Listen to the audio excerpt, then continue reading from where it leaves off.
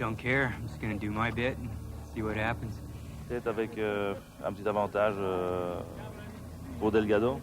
I think Delgado is a big favourite because he took so much time and he did such a good ride in the Pyrenees. And I think in the time that he will take a fair bit of time, maybe a minute and a half from Fignon. I think Le Monde is a guy who's capable of doing a very good ride. I'd say Delgado and myself. Bon, on approche la dernière semaine du Tour de France. Qui est ton favori pour gagner le Tour? Delgado. Oh, I hope Greg LeMond. Delgado. Delgado. Does nobody fancy Laurent Fignon? If not modest Fignon, actually I'm delighted to see him that confident. My 50 pence is riding with him. But what about the real experts? Paul Sherwin and Phil Liggett, who are out in the sunshine at the finish of today's 39-kilometre mountain time trial, the severest test yet for the riders, but not these two. Looking out across the Alps this morning, Richard, I know now why I'm glad you're in the studio and I'm out here on the Tour de France. It is, of course, the most crucial time trial in the race, and it's the start of a long period in the Alps this year.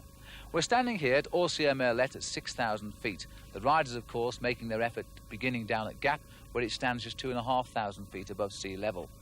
The crowds were out all through the night finding the best vantage positions, and among them a lot of British supporters hoping, of course, for a victory by Robert Miller. But from 7 o'clock this morning the roads were closed just for the riders to practice. One of the first men out on the roads, Pedro Delgado, and he came up the mountain training all the way to the top. He'll know now that the last 8 kilometres of the course today is the most difficult. Delgado won at Villard-de-Lans last year. That was a mountain test as well, and of course he went on to win the Tour de France. Now he has to come back from 4th place and a gap of 3 minutes 3 seconds over the race leader. Well, not to be outdone, Laurent Fignon was also training on the course this morning, thinking probably of the 7 seconds he leads Greg LeMond overall. That is now no time at all on roads like this. Now, if you want to see what it's like for a rider starting a time trial, this is the view from the start house each rider will get. The countdown from 15 seconds through to the start. And I think it's true to say today the only downhill section on this course is the 6 feet out of the start cabin. Now, Paul, between us, I know we hope Robert Miller can pull it off, but who do you think really can win the stage today? Well, really, I think it's going to be down to Delgado. He's going to try and pull back as much time as he can on Laurent Fignon and Greg LeMond. Now, Fignon and LeMond are still unknown quantities. I'm not so sure they've got the strength, are you? Well, Greg might be able to pull out a good time trial today because he's come back a long way from his injuries. Fignon, his time trialling ability at the moment is very suspect. One day he does a good ride and the next day he doesn't. And what about surprises from the depth of the field? Because that's where this Tour de France seems to find all of its surprises this year. Well, two good surprises, I think, could be the Dutchman, Gert-Jan Tunnissen and Rooks. They rode superbly in the Pyrenees, but they weren't under the same mental pressure as the 3 leaders. One thing is for certain, Richard, the riders who believe they can win this Tour de France know that today they must really show they are building the foundations of success, and it's going to be a great day out. Phil, thank you. Well, as we speak, we're getting our first pictures in from today's stage, and we'll be taking a look at them after the 39 kilometres, 25 miles of tough cycling. There are 2 first category climbs en route. No assistance from team colleagues for the riders. Each man goes against the clock. The riders, the leading riders in the GC, go last. Here's Paul and Phil. And we're looking here now at Miguel Indurain, the man who was leading the King of the Mountains and who won the first stage in the Pyrenees, and of course a member of Pedro Delgado's team. And Indurain is the leader at 33.7 kilometres, and it looks like he'll be the first man to beat the time of the day, set a long while ago by Laurent Biondy. His finish time at 1:12.19. We're looking here at the situation at only 10 kilometres, and look at this. Rooks has set the best time, 22 minutes and 2 seconds. Indurain, who we're looking at here, was in second place there. Pedro Delgado was only in third. Sean Kelly up in fourth. So a good start by Sean Kelly. We move further along onto the first big climb of the Col de Mans, and Laurent Fignon, 53 seconds down here on the best time of the day set so far. Greg LeMond is 40 seconds down. The best time at this point looks to be Delgado, 22 minutes and 13 seconds. So Delgado, Paul, is on his way back. He really is doing a storming ride, and he started very quickly up this climb because it's on the 2 climbs that Delgado can make up the time. The flat section in between these 2 cols, he won't gain very much over Fignon and LeMond. What he's done, he started very quickly. He'll get in between the 2 mountains and he'll try and bridge another minute or so on this final climb. But it's incredible to notice that the Le Monde at the moment is doing a better time than Laurent Fignon. So if Delgado doesn't take 3 minutes out of the other riders, Greg LeMond could be back in the yellow jersey tonight. Well, the interesting thing is that Laurent Fignon is again not seemingly producing his time trialling ability that won him the Tours de France in 83 and 84. He's never really delivered the goods in a time trial since then, although he has showed us that he's been in amongst the action for this last 2 weeks when it comes to the rest of the road races. Well, Indurain here now is going to reshape the leaderboard. He's coming up towards the summit of Orsières-Merlet. The flags of the Bretons flying. They've made a long journey down here into the Alps today. At least Sean Kelly is making this green jersey his, and providing he doesn't have any accidents, and he must always think of that because he's had 1 or 2 in the Tour, he'll win that competition. The situation at 39 kilometres, the finish line, Indurain the best time, 1 hour, 11 minutes and 25 seconds. Ahead of Biondi, Reschelberger is third. Pascal Richard, the Swiss champion, is at the moment in 4th place, but we'll see 1 or 2 changes yet. Be the most interesting to date. He was leading at the checks on the way up, and Rooks is the rider who's definitely coming back into this year's Tour de France. He finished 2nd last year and won the King of the Mountains, and I think he could well be challenging again in the Alps. Well, he's not got very far to go, and it's going to be touch and go on the line here, because at the last check at 33 kilometres, Rooks was just 3 seconds in front of Miguel Indurain with this big vicious climb that finishes the race to come. So it's all going to be decided between Rooks and Indurain anyway on this last climb here as they come to the hardest parts. It looked like he slipped his gear there, Paul. That's going to ruin his rhythm. He's got out of the saddle to try and find it again. Very, very difficult indeed. Simon is under the kilometre to go kite. He's up ahead of Stephen Rooks, of course. But I'm quite sure that Simon can't be very far ahead of Rooks. Maybe a minute, but not much more.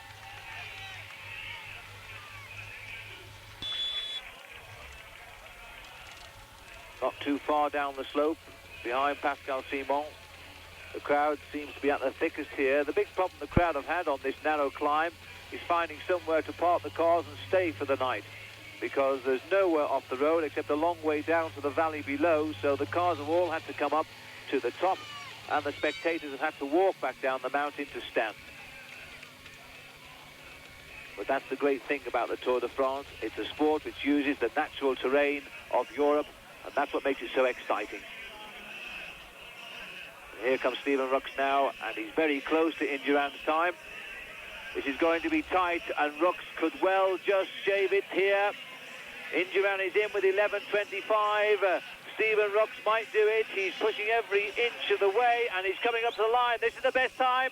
1:10.42 for Stephen Rooks. The former King of the Mountains is back. He knows it's good. He waves to the Dutch people. 1:10.42 for Stephen Rooks' best time.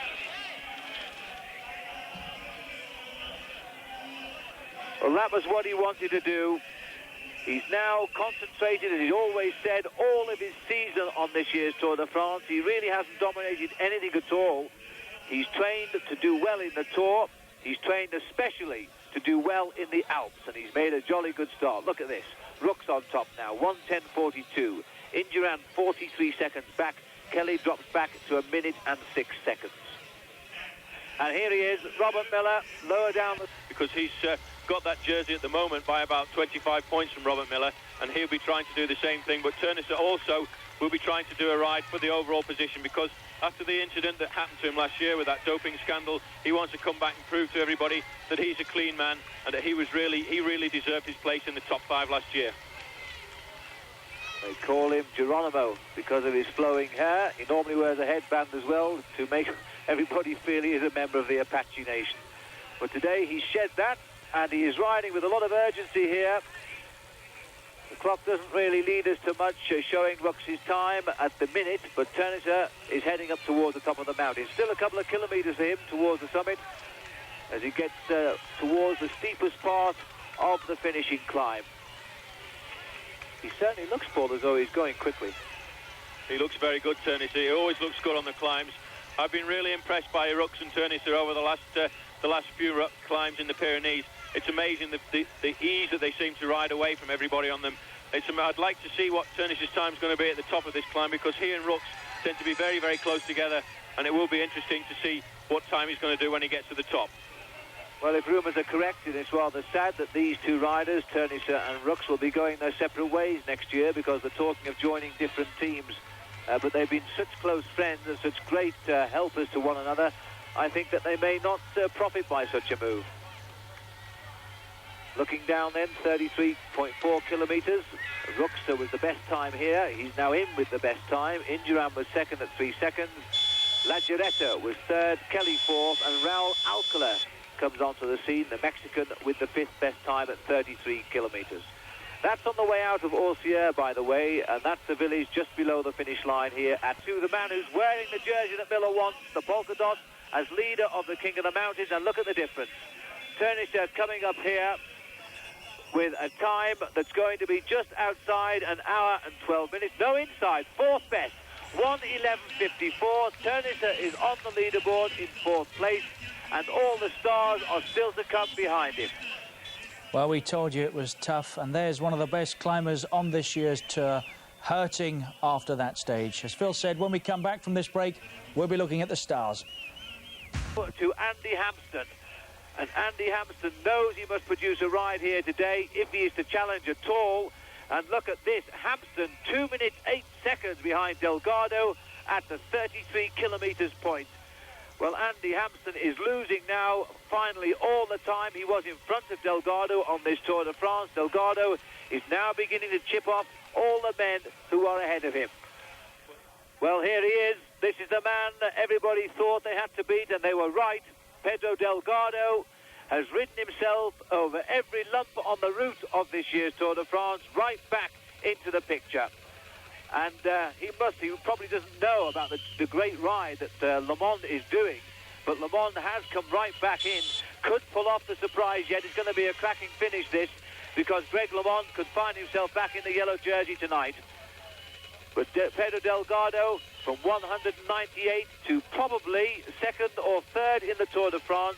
He's over 2 minutes 8 seconds ahead now of Andy Hampsten, who again, for the second year in succession, is not enjoying his visit to the Alps. He collapsed here totally last year, slumped away to finish 16th in the race, and it looks, Paul, as though he's about to do it again. It looks like he's suffering a great deal here, Andy. He's been trying to find the right gear to choose. He's in and out of the saddle, can't get his rhythm, and this really is the hardest part of the course. Going back to Delgado, look how much smoother Delgado is. He's rocking to a rhythm there just to keep his legs going around nice and evenly, and it won't be very long before we go around one of these long straights, and Delgado is probably going to get Andy Hampsten in his sights. So the Spaniards call him Perico, that's his nickname, and that's what they'll be shouting in his ears as he comes all the way up the mountain, because he's climbed back into the leaderboard without a shadow of a doubt with this performance. Goodness knows what he's holding in store now for the rest of the race when he goes off over the big climbs in the next few days. One thing's for sure, he'll enjoy his rest day tomorrow more than he did his flight across northern France after the first couple of days 2 weeks ago, because then he was looking back at a deficit on Acacio da Silva of almost 10 minutes. Under the red kite here for Andy Hampsten, and already he's outside the time of Stephen Rooks for the full distance. Well, Hampsten's going to come up in a time of something like 1 hour and 14 as we go back there to Delgado. He really can't be very far at all behind Andy Hampsten. He's out of the saddle here, forcing himself onwards. He must be getting time checks at a regular time from his team manager, because the time checks are being given out over the course to the team managers. And there's Delgado with using a disc wheel. One or two of the riders have used disc wheels, which is surprising on a mountain top finish like this, but the one Delgado's using, although it is a solid disc wheel, it's very, very light and doesn't hamper him on the climb. Well, Delgado started 3 minutes behind Andy Hampsten. At the moment, as he comes up to the red kite, he is riding approximately 45 seconds behind him. He's closed all that gap. And he's still keeping his rhythm. He's still full of fight as the crowd do everything except pedal the bike for him. They shout, they cheer, they push on their hero, because I think everybody loves the man who comes from the back, and you can't come further back than last man in the Tour de France a couple of weeks ago. He's climbed right back into this race, and for everybody now, he must be seen as the favourite for Paris in a week's time. There's Andy heading up towards the finish. That can't come soon enough for him now. It's about 500 metres to go. He promises so much, Andy, but when he comes to the mountains, he just hasn't found the strength to deliver it. As the Breton flag waves at a Spanish rider. It's a great pursuit, and I don't think that Andy is going to be caught by Pedro. But Pedro has done all he need do today. If he doesn't take the yellow jersey, he certainly reduced the time deficit to be quite negligible. Hampsten swings around, he'll come up towards the finish, then he'll have a short turn after this one, but look at the time. 1 hour and 13 minutes, he's conceded 3 minutes now to Stephen Rooks. And it'll be 4 minutes by the time he gets to the line. And Rooks today was in fact only 2 minutes behind Hampsten. And remember, Hampsten was in 5th place overall. So that's the quality of Rooks. Rooks also now could find himself in the top 4 or 5 men tonight and right back in this race. The whole leaderboard being thrown upside down by this one ride. 12th place for Andy Hampsten. Now we're watching the man complete the last half mile or so inside that, the last quarter mile to the checkered flag on this first time trial, the only time trial of the year, of this year's Tour de France in the Alps. Last year at Villard-de-Lans, Pedro Delgado was winning there as well. But of course we know that lower down the slope, Greg LeMond is closing fast. And if Greg puts in a finish that he's threatening to do, then we're going to have some finish today. This is Charlie Motte. While we leave Pedro Delgado for the moment, going up towards the finish, we've gone back down to Charlie Motte. He started 3 minutes back. We'll go back and see Pedro finish. He's coming up now. The time to beat is 1:10.42. He's lost a fair bit on Rooks over this last half of the ride. That's the quality of Stephen Rooks' performance. But Delgado is going to gain time, possibly over Fignon, maybe over LeMond. Time will tell. 1:11.31 for Delgado, only 4th fastest. He's gone back a little bit over the last couple of kilometres of the climb.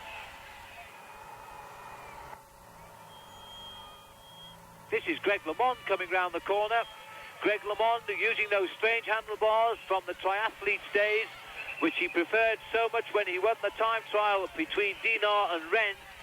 And now Greg LeMond, as far as we know, is fighting back all the way. He was 10 seconds behind Delgado at Orsières, 4 kilometres down the mountain. If he has continued that return to catch up with Delgado, then he could well steal this race right on the line today. He looks like a man that's suffering a bit now. Well, incredible choice by Greg there. He's used that special adaptation on the handlebars for this middle section of this time trial, where it's quite flat between the top of the 2 cols, and that's probably where, using those these new handlebars, that he's pulled back his time on Delgado, because he was 53 seconds down at the top of the first col, and then he was only 10 seconds down there. As we come up to the red flag, he's got a time of 1 hour 9, which in fact I think at the same time was ahead of Delgado's time. As we come up to the climb, it's going to be touch and go whether he's lost any time at all on Delgado. Well, I think, Paul, in fact, the long wait there is either that LeMond has passed Motte out of the sight of our cameras, or indeed LeMond is catching Motte right on the line for 3 minutes. We're back now to the yellow jersey. Laurent Fignon is bringing this fantastic stage to a close here, because Fignon has never been up amongst the leaderboard all the way up the climb.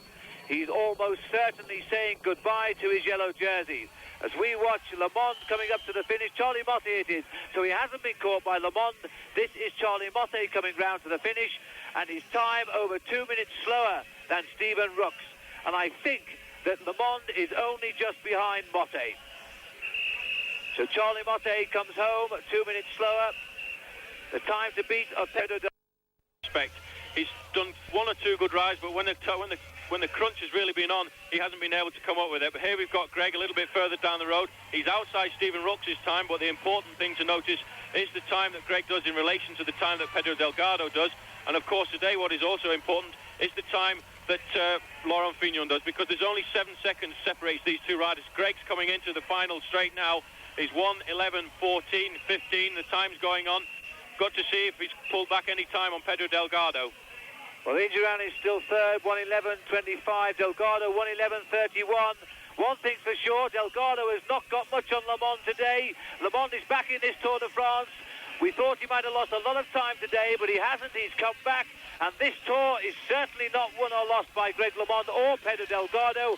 1:11.39 for 5th place. That is a marvellous ride by Greg LeMond today. And now, if he can go well in the Alps, this could all go to Versailles in the final time trial. Greg LeMond has come back into this race. He's going to take the yellow jersey on that performance, and Pedro Delgado has gained only 8 seconds on him on this climb. Fignon, last kilometre. And his time too is not going to be such a disaster. It does seem, Paul, that these riders will not concede to Pedro Delgado, will they? Well, they won't give up at all. It's going to be an incredible next few days in the mountains, Phil.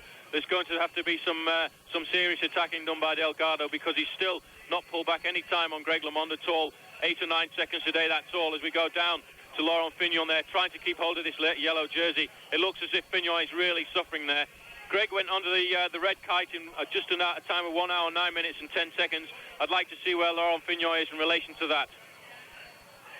Well, it looks as though Paul Schoen was right about the surprise and where they would come from. It's the Dutchman, Steven Rooks and Gert Teunissen are putting themselves in the top 6 or 8 men today with their performances on this mountain. And both of them love the Alps, which are still to come as the road race stages, of course, with some of the famous climbs in the Tour de France ahead of us.